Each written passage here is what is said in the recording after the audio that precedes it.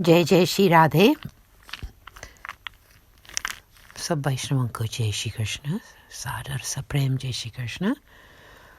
This is today the 32nd day, so day 32 of the reading of the 252 Vaishnava Vartas, beginning today with Varta 12, the story of Manik Kshatriya who lived in Agra. Manik Chand is a devotee with a tamasi disposition. In the eternal Leela, his name is Ragini. She manifests from Champak Lata and is a form of her divine loving sentiment. Ragini has a Sakhi named Anuragini and she becomes his wife. In a part of Agra named Gopalpur, there were two Kshatriya families living nearby. These two were born into these two houses. The two families were very friendly to each other and therefore decided to get their son and daughter married off. They did this when the two had grown up a bit. Manik Chand's father worked in the king's palace and amassed a lot of wealth. When his father died, Manik Chand also worked for the king. Part 1. One day, Sri Gosaiji set off for a Adel from Srinatadwara, Jetipura. In Agra, a family of Vaishnavas lived in a house behind that of Manik Chand. Sri Gosaiji stopped off there. It was the hot season, and so Sri Gosaiji was sitting up on the roof where the window looked out onto the market. Directly opposite this was Manik Chand's house. Manik Chand's wife had gone up onto her roof. From there she caught sight of Sri Gosaiji, who appeared to her as the most blissful manifestation of the Lord himself, with his face, hands and feet, etc. Simply through the effect of having his sight, she began to feel tired, and then lost all consciousness of her body. When Manik Chand came home from work, he asked the maid where his wife was. She replied that she was sitting up on the roof.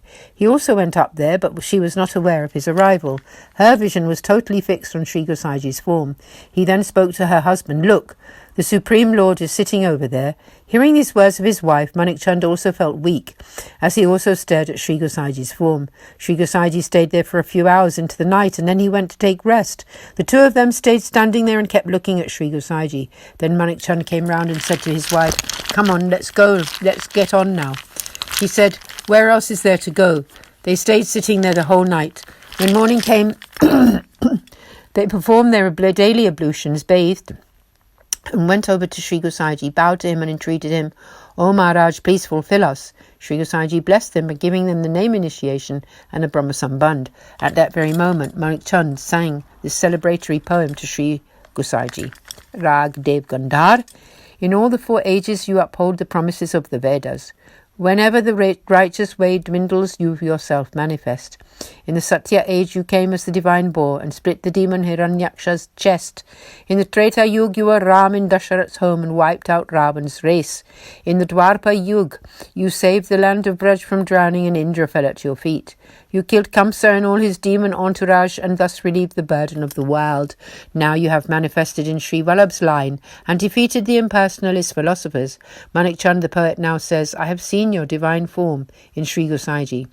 Manik Chand then sang many such poems before Sri Gosaiji, and then he describes how he sees the Supreme Lord within Sri Gosaiji. Manik Chand was firmly fixed on this vision of Sri Gosaiji. Seeing this, Sri Gosaiji was very pleased with him. Manik Chand requested Sri Gosaiji to grace his home. He did, and stayed there for 3 days. Afterwards, when Sri Gosaiji was about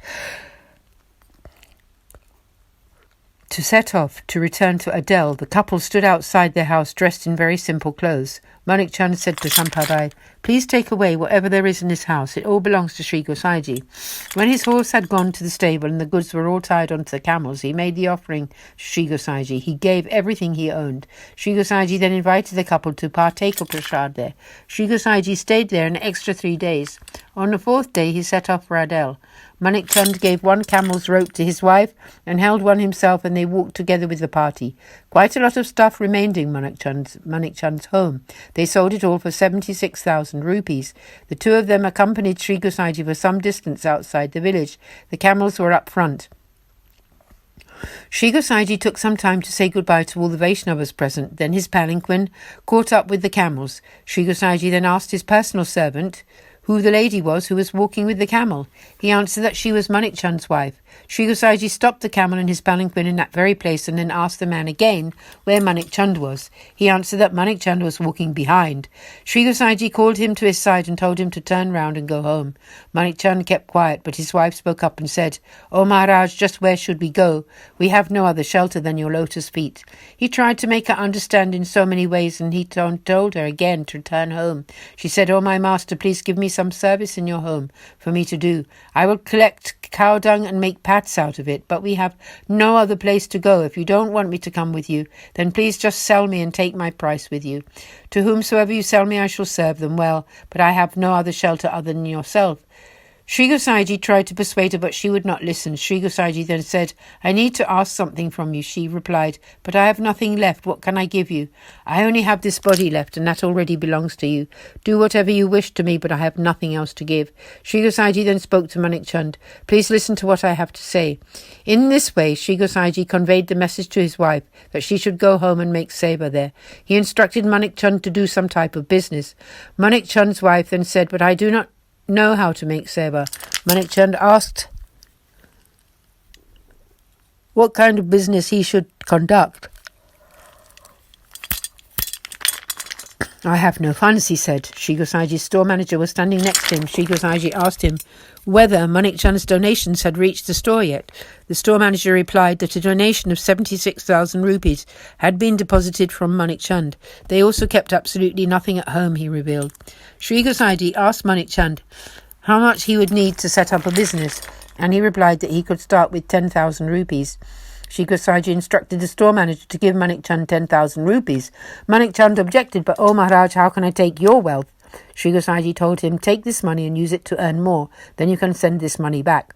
Manik Chand again asked, "But oh Maharaj, if I take this money from you, I will have a loan hanging over my head. Should I then make business with that money? The body is impermanent. If I die without paying that money back, then I will have that loan on my head. Therefore, I do not feel that I should use your money for business." Sri Gosaiji said, "Please do earn money from this loan. It will never be considered as a debt hanging over you." After this, Sri Gosaiji instructed Manik Chand's wife, "Please accept whatever I give you. I am very happy with you. I promise you that where I usually stay in Natadwara for 5 months every year, now I will spend 4 months there and 1 month when I am travelling to and from there. I will reside in your house." Having received these orders, Manik Chand came home. Sri Gosaiji gave Manik Chand one deity of child Krishna for them to serve. Sri Gosaiji showed Manik Chand's wife how to make the seva for some days, and then, whilst he was making the seva, both husband and wife should stand and observe.